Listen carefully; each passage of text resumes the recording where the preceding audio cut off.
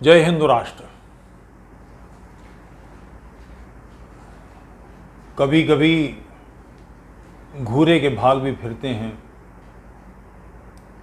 या इसे यूं कहें कि कभी कभी जिह्वा पे सरस्वती बैठ जाती है। हमारी तरफ एक मुहावरा कहा जाता है कि चाहे अनचाहे आपके मुंह से सत्य निकल जाता है। हुआ ये कि असदुद्दीन ओवैसी ने एक वीडियो बनाया। मैं तो आश्चर्यचकित रहा, मेरी आंखें फटी रह गईं। उनका क्या हाल हुआ होगा जब उन्होंने ये बात कही होगी, परिहास में ही कही मगर कही कि हलाल गोश्त, दाढ़ी, टोपी, मस्जिद की मीनार, अजान देश के लिए खतरा है। असदुद्दीन इस समझ के आदमी नहीं हो सकते। ये तो उनके गले पर पैर रख के उनके हलक से जब एक बालिश जीभ बाहर आ जाए तभी कहलवाया जा सकता है। अपनी मर्जी से वो ये नहीं कह सकते। क्यों? रज़ाकार पार्टी के ख़ानदान की औलादें हैं ये, जिन्होंने हैदराबाद को इस्लामी स्टेट बनाने की कोशिश की थी, जिनके बूते दिल्ली में धमकी दी गई थी कि अगर हमें ज़बरदस्ती मिलाने की कोशिश की गई तो हम अपने देश के, यानी उस समय की हैदराबाद रियासत के हिंदुओं की हत्या कर देंगे, कत्लेआम कर देंगे। और कर रहे थे, ऐसा नहीं कि नहीं हो रहा था। रज़ाकार सारे क्षेत्र में फैले हुए थे। उस समय के हिंदू वहाँ के जो लोग बताते हैं, और अभी हैदराबाद में इसकी भारत में विलय का पहली बार इतने समय के बाद उत्सव हुआ, जिसमें हमारे गृह मंत्री भी गए। कई लोग और भी तैयार थे, मगर ऐन मौके पे ये सोच के कि मुसलमान वोट बिदक जाएगा भाग गए। हिंदुओं को बहुत कष्ट दिए गए। हैदराबाद रियासत को मिलाने के लिए आर्य समाज ने बहुत बलिदान किए, बहुत अपने कृतज्ञ राष्ट्र को, बल्कि राष्ट्र को कृतज्ञ होकर ये समझना चाहिए कि जो स्वतंत्रता का आंदोलन था उसमें कितने बड़े पैमाने पर आर्य समाज के लोगों ने कार्य किया। जिसे गोवा आंदोलन कहते हैं, वो मूलतः आर्य समाज का आंदोलन है। बहावलपुर रियासत ने सत्यार्थ प्रकाश बैन किया, भोपाल रियासत ने टूयासी इसने बैन किया। बल्कि भोपाल ने तो कोशिश की थी कि भारत के रजवाड़ों को तैयार करके ये भारत से ये हिस्सा पाकिस्तान में चला जाए। राजस्थान के रजवाड़े तैयार भी हो गए थे, जोधपुर हो गया था, गज सिंह के बाप राजी हो गए थे, और भी कुछ लोग थे। वो तो चित्तौड़, उदयपुर नरेश ने, भोपाल सिंह जी ने कहा कि मेरे पूर्वज तो मेरा भविष्य तय कर गए, मैं भारत के अलावा कहीं जाने की सोच नहीं सकता। तो वो अवरोध था, उसके बिना मिलना संभव नहीं था। वो बॉर्डर की स्टेट थी, अन्यथा भारत की दुर्गत हो गई होती। तो ये मूलतः उस मानसिकता के लोग हैं जो इस देश को इस तरह से देखते हैं कि ये देश किसका है। जैसे सारे जहां से अच्छा हिंदुस्तान हमारा, हम बुलबुले हैं इसकी, ये गुलसिता हमारा। ये किस इंटेंशन से कहा गया है? आप जिसे वर्तमान भारत समझ रहे हैं उस भारत की बात नहीं है। इस्लामी काल का जो भारत है, चांद तारे वाला, हरे झंडे वाला, जहां काफिरों के सरों के मीनार बनते हैं, जहां जिहाद किया जाता है, जहां काफिरों की बहु बेटियों को लूटकर 2-2 दीनार में बेचा जा सकता है, जजिया वसूला जा सकता है, उससे हिंदुस्तान की बात है। नेहरू गांधी के चेले चाटियों ने, कमबख्तों ने ऐसी चीज़ें पढ़ा दी हैं। लोग इस सत्य से परिचित नहीं है कि सारे जहां से अच्छा हिंदुस्तान हमारा, जिस इकबाल ने लिखा, वो टू नेशन थ्योरी का ओरिजिनल फाउंडर है। चीनो अरब हमारा, हिंदुस्तान हमारा, मुस्लिम है हम, वतन है सारा जहां हमारा, जिसका आधार बनाकर साहिर लुधियानवी ने एक नज़्म लिखी थी, चीनो अरब हमारा, हिंदुस्तान हमारा, रहने को घर नहीं है सारा जहां हमारा। कि अपनी सिल नहीं रही, दुनिया भर के गस करते फिर रहे हैं। तो ये मानसिकता जिनके कारण है, वो ये कैसे कह सकते हैं कि हलाल गोश्त, दाढ़ी, टोपी, मस्जिद की मीनार, अजान देश के लिए खतरा है। असदुद्दीन ओवैसी ने तो केवल ये लोगों को समझाने के लिए कि मुसलमानों के साथ भारत में अन्याय हो रहा है, ये सारी बात की है। भारत में मुसलमानों के साथ अन्याय हो रहा है, इसका तो कोई भी आधार नहीं है। कहीं से कोई आधार नहीं है, कोई प्रमाण मांगे। भाई इस देश में 14.5% थे मुसलमान 2011 की जनगणना में। 2021 के आंकड़े नहीं आए, 15 हो गए होंगे, 16 हो गए होंगे, 17 हो गए होंगे। 130 करोड़ के 17% कितने हुए? 20-21 करोड़। इसमें से अगर 20,000 लोग मार दिए जाएं मुसलमान होने के कारण, नमाज पढ़ने के कारण, दाढ़ी रखने के कारण, अजान देने के कारण, लव जिहाद करने के कारण, तो ये सोचा जा सकता है, कहा फिर भी नहीं जा सकता, क्योंकि संख्या कुछ नहीं है। 20-25 करोड़ लोगों में, 20-22 करोड़ लोगों में 20,000 की संख्या कुछ भी नहीं है। यदि ऐसा हो तो कहा जा सकता है कि भारत में हलाल गोश्त, दाढ़ी, चौपटी, मस्जिद की मीनार, अजान देश के लिए खतरा है। यानी ये सब पालन करने वाले लोगों के साथ देशवासी सता रहे हैं। ऐसा तो कोई नहीं हो रहा, बल्कि हो उल्टा रहा है। जहां हलाल गोश्त वालों के इलाके हैं, जहां दाढ़ी और टोपी वालों के इलाके हैं, जहां मस्जिदें हैं, जहां मीनारें हैं, जहां अजान दी जाती हैं, जहां अल्लाह की दिन में 5 बार सारी दुनिया के खुदाओं को झूठा, सारे देवी देवताओं को झूठा और मोहम्मद के अल्लाह को असली बताया जाता है, सबके साथ अन्याय की बातें, भाषा बोली जाती है, वहां कहीं भी मुसलमानों को सताया जाता है। उनसे पूछा जाता है क्यों दाढ़ी पकड़ के कि तुम क्या बक रहे हो, अल्लाह एक है और 7वें आसमान पे। इस पे मैंने एक आध बार पंडित रामचंद्र देहलवी का एक बहुत जोरदार शास्त्रार्थ उद्धृत किया है, वो फिर से करना चाहूंगा। पंडित सनाउल्लाह अमृतसरी, लोगों को अब इसका अंदाज़ा भी नहीं है कि 47 में अमृतसर, लाहौर, ये मुस्लिम बहुल, अमृतसर मुस्लिम बहुल क्षेत्र था। पंजाब में बहुत मुसलमान थे। 47 के बाद उन्हें वहाँ से छोड़कर जाना पड़ा। केवल पंजाब में जनसंख्या का स्थानांतरण हुआ, अन्यथा कहीं कहीं नहीं हुआ। मुसलमान जो पाकिस्तान के पक्ष में थे, जिन्होंने पाकिस्तान को वोट दिया, वैसे के वैसे ही बैठे रहे। सब ने कांग्रेस ज्वाइन कर ली। मेरठ का एमपी, मेरठ देहात का एमपी, रामपुर का एमपी, लखनऊ का एमपी, इन सारे के सारे लोगों ने कांग्रेस ज्वाइन कर ली। जिन्होंने पूज्य मातृभूमि के विभाजन का पाप किया था, इनके टुकड़े कर दिए जाने चाहिए थे। राष्ट्र को इन्हें दंडित करना चाहिए था, कानूनी रूप से इनको हैंग किया जाना चाहिए था कि इन्होंने भयानक जघन्य देशद्रोह का अपराध किया, मगर उस सब को यशस्वी किया गया। पद्मश्री, पद्म भूषण सब मिलते रहे हैं, ये हुआ है। बहरहाल जब ये हुआ जहां हमारे, तो ये पंडित रामचंद्र देहलवी आर्य समाज के बड़े तेजस्वी विद्वान थे, अप्रतिम विद्वानों में से। उनके शास्त्रार्थ उपलब्ध हैं, पढ़ने चाहिए, उर्दू में है, ये कठिनाई है। उनका हिंदी अनुवाद करके आर्य समाज के लोगों को समाज में डालना चाहिए। हदीस में है कि मोहम्मद जब 7वें आसमान पे अल्लाह मियाँ से मिलने गए, वो कौन सा गधा घोड़ा क्या था, बुराक, घोड़ी गधी कुछ ऐसा, और जिसके जो प्रकाश की रफ्तार से चलती थी, जिसके एक सुम से दूसरे सुम के बीच में 1000 मील का फासला था, इतनी स्पीड थी, बगैर ऑक्सीजन सिलेंडर वगैरह के ऊपर चले गए। ठीक, फिर अल्लाह मियाँ से बात हुई, बीच में 1000 मील का फासला था जिसमें मोतियों के पर्दे पड़े थे। फिर हिजाबात उठे, सारे पर्दे उठ गए, तो उन्होंने अल्लाह को देखा कि अल्लाह 7वें आसमान पर एक तख्त पर बैठा है, जिसे 1000 मील के 4 फरिश्ते उठाए हुए हैं। पंडित रामचंद्र देहलवी आर्य समाज के विद्वान, उन्होंने प्रश्न पूछा मौलाना सलाउल्लाह अमृतसरी से कि मौलाना,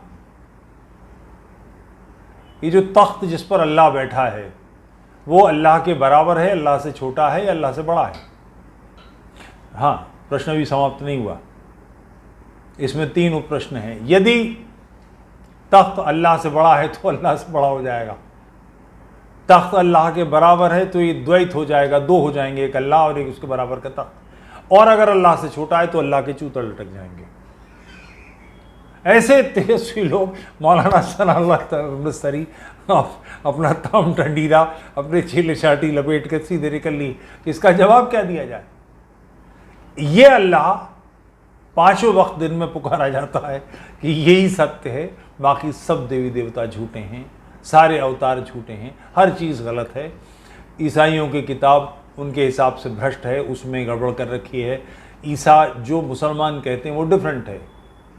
मोसेस जिसे यहूदी मानते हैं, मुसलमानों का मूसा डिफरेंट है। उन दोनों से फ़र्क वो ये कहते हैं कि इन सारी किताबों में भ्रष्ट मिश्रण हो गया है, क्षेपक जोड़ दिए गए हैं, भ्रष्ट कर दिया गया है। ओरिजिनल जो है वो मुसलमानों के पास है। ये किताब ऐसी है, वो किताब जिसकी आयतें बकरी खा जाती है मोहम्मद के कफन दफन के वक्त में, वो किताब के लिए कहा जाता है कि ये अनूठी है, इसमें एक लाइन नहीं बदली जा सकती वगैरह वगैरह।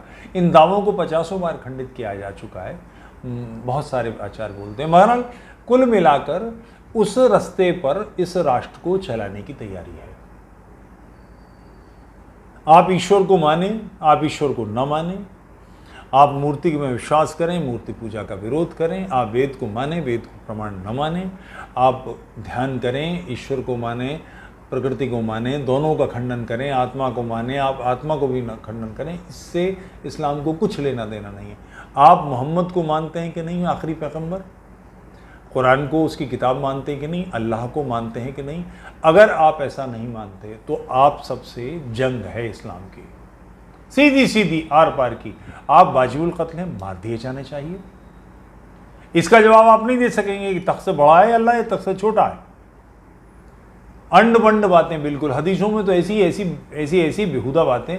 मोहम्मद ने पखाना किया तो सहाबी जो उनके साथी थे झपटे कि मोहम्मद के बदन से जो निकला उसे खा जाएं। इस पर सुभान अल्लाह, अल्लाह अकबर, इस किस्म की बातें दिखी जाती हैं, मगर ये कागजों में दर्ज है। कोई क्या करे इसके लिए? औरत नाक़िसुल अक्ल है, औरत बुद्धिहीन संरचना है, ये हदीस है मोहम्मद के। और हदीस तो हदीस कुरान में है कि औरत की गवाही पर्याप्त नहीं है, 2 औरतों की गवाही लो एक मर्द के बराबर में, चूंकि उसकी बुद्धि को इस योग्य नहीं माना जाता। अब तो वैज्ञानिक शोध उपलब्ध हैं, हो सकता है मोहम्मद के आसपास ऐसी औरतें रही हों, क्योंकि 13 बीवियां एक वक्त में थीं, कुछ में तो 53 हैं, कुछ हदीसों में 60 हैं, मगर कम से कम 13 बीवियां तो हैं। 13 बीवियां और सब बराबर रहती हैं और मोहम्मद की इन सारी चीज़ों को झेलती हैं, और लौंडियाँ अलग हैं। मारिया किप्तिया है, और वो क्या नाम, उमर की बेटी का जिससे हफ्सा का झगड़ा हुआ था, उसकी लौंडी जो थी उसके साथ मोहम्मद सेक्स में इन्वॉल्व हो गए थे। ये सारी बातें, और फिर उसको लेकर कुरान की आयतें आना वगैरह वगैरह। आप इनमें से कोई सवाल नहीं उठा सकते। आप अक्ल का दखल इस्तेमाल ही नहीं कर सकते। अक्ल का इस्तेमाल दीन के लिए गलत है। मैंने 2-3 दिन पहले अभी बातचीत की थी, 2-4-5 दिन पहले, तक़वियतुल ईमान पे। उसमें बिल्कुल स्पष्ट है कि आप बुद्धि का प्रयोग कर ही नहीं सकते। यानी आपके दीनदार होने की पहली शर्त बौड़म होना है कि आपकी खोपड़ी में भूसा भराओ, नहीं भराओ तो भर दिया जाएगा। तो जो बुद्धिमान लोग हैं वो कैसे इसे बर्दाश्त करेंगे? मगर यही तो दीन है कि आप अगर इसके अलावा कुछ सोच रहे हैं, यानी आप हलाल गोश्त मांगते हैं कि नहीं, आप दाढ़ी एक विचित्र वाली दाढ़ी खसखसी, एक मुट्ठी 3 अंगुल वाली ऐसी, और ये इतनी लंबी अधिकतम हो सकती है, टोपी एक विचित्र वाली, आपने चौगत देखे होंगे, चौगोशिया और जाने क्या क्या ढंग की अजीब व गरीब टोपियाँ पहने हुए लोग, मस्जिदें, मस्जिद के मीनार, अजान, ये सारी चीज़ें अगर आप नहीं मानते तो आप इस देशवासी हैं, और आप ये मानते हैं तो आपके राष्ट्रवाद में कमी है। इसी कारण ये सारा झगड़ा है। इकबाल जो इनका सबसे बड़ा 30 मार खा है, उसने राष्ट्र की पूरी तरह से निंदा की है, राष्ट्रवाद की पूरी तरह से निंदा की है कि राष्ट्रवाद यानी देशभक्ति, जिसको कई बार मुसलमान उल्लू बनाने के लिए ऐसी पढ़ते हैं कि हुब्बुल वतनी ईमान का हिस्सा है। हुब्बुल वतनी ईमान का हिस्सा नहीं है, ईमान की मुखालफत का सबसे बड़ा टूल है। देशभक्ति ईमान के विरोध का सबसे बड़ा उपकरण है, इसको नष्ट करना है। इस्लामी ओरिजिनल टेक्स्ट ये है, मगर पढ़ाने के लिए उल्टी सीधी बातें कह दी जाती हैं। तो वो सारे लोग जो इसके विरोध में बोल रहे हैं, अब उनको लेकर वो वैसी के मिर्चें लग रही हैं। तो इसलिए उसने ये सारी बात कही है। बहुत अच्छे दिन आए हैं। भाजपा के संदर्भ से नहीं बात कर रहा हूँ, भाजपा के अच्छे दिन की तो कल खालू धेड़ूंगा। आज ये बात इसलिए कर रहा हूँ, सुबह कल विजयदशमी के पूजन के बाद शाम में फिर से मिलेंगे हम लोग, उसमें सारी बात करेंगे। अच्छे दिन इस मानी में आए हैं कि इस्लाम जैसी राष्ट्र विरोधी, धर्म विरोधी, देश की विरोधी, विभाजक मानसिकता वाली विचारधारा एक्सपोज होने लगी है।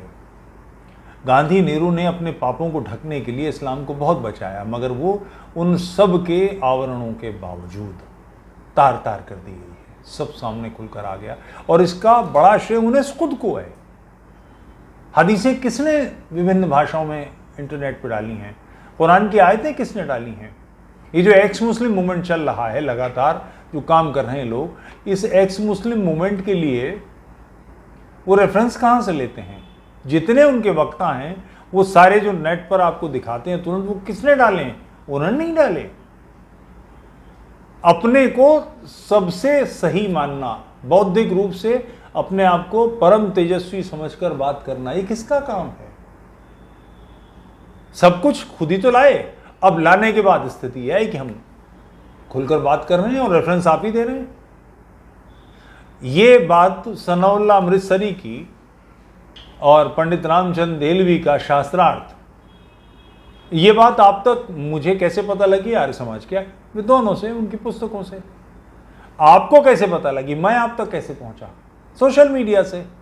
तो ये सोशल मीडिया पर उन्होंने अपने आप को सही तरीन, बिल्कुल परफेक्ट समझते हुए सारी बात डाल दी।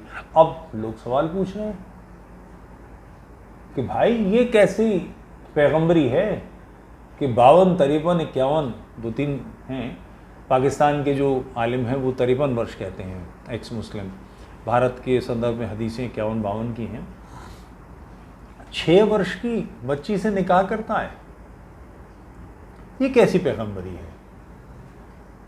और 3 बरस बाद जब वो 9 वर्ष की होती है बच्ची, उसके साथ यौन संबंध स्थापित करता है। उसको इसकी चिंता भी नहीं होती कि उसके वेजाइना का क्या हाल होगा, प्राइवेट पार्ट कैसी बुरी तरह से डिस्टर्ब होंगे। उसका अभी मासिक स्राव भी शुरू नहीं हुआ है। उसका शरीर सेक्स के लिए तैयार ही नहीं है। उसके लिए कह दिया जाए कि वहां अरबों में तो गर्म माहौल है, वहां जल्दी से प्यूबर्टी आ जाती है। मान लिया चलिए तो अरब में कोई बर्फ तो पड़ने नहीं लगी, अभी भी 9 साल की बच्चियों से शादियां होती हैं। जानकारी दें ज़रा सा कुछ, 10-5 बताएं कि फलाने शाह ने अपनी बेटी की जो 6-7 की थी, 7 साल की, उसकी 12 साल की अपने चचेरे भाई से, तयरे भाई से, अपने चचा से, उससे जिससे शादी जायज़ है, निकाह इस्लाम के हिसाब से करी हो, कोई बताएं। ये सारी बातें मगर डाली किसने? नेट पर कौन लाया हदीसों को? आप ही लाए। तो उसे एक्सपोज करने का आधार आज सारी दुनिया में इंटरनेट बना हुआ है। नतीजे में हजारों लोग इस्लाम छोड़ रहे हैं।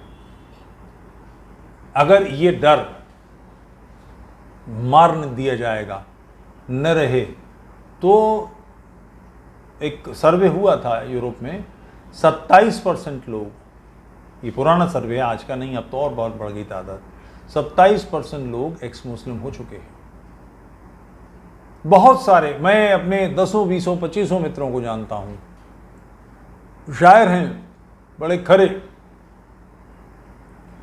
बात कीजिए कभी अकेले दुकेले से, तो वो जो सवाल उठाते हैं, उन सवालों से पता लगता है कि एक्स मुस्लिम मूवमेंट कितनी तेजी से फैल रहा है।